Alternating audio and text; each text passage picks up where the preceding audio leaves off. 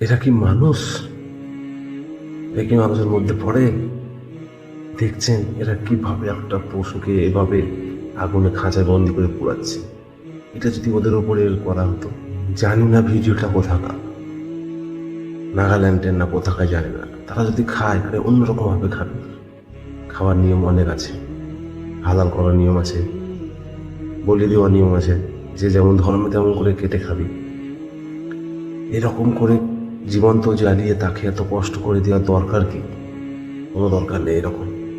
আমার তো দেখে এই গায়ে আগুন আমার জ্বলে যাচ্ছে, লাগছে ওদেরকে পেলে আমি কুপিয়ে মারতাম। ভিডিওটা আপনারা দেখুন। এদেরকে কি আইনে কোনো শাস্তি দেবে না? আইনে কোনো শাস্তি নেই। এটা একটা নর্মাল ব্যাপার, তাই তো মনে হচ্ছে না যে নর্মাল ব্যাপার। এই তো কিছুদিন আগে বাংলাদেশে একটা কুকুর বেঁধে রেখেছিল কুমিরের খাবারের জন্য। বাংলাদেশে এরকম ঘটেছিল, দেখেছিলেন তো? আর আজ এটা কত পুরনো ভিডিও জানি না, জানা যাবে আস্তে আস্তে কত পুরনো ভিডিওটা। এটাকে বেশি বেশি করে শেয়ার করুন, যেমন তাদের শাস্তি হয়।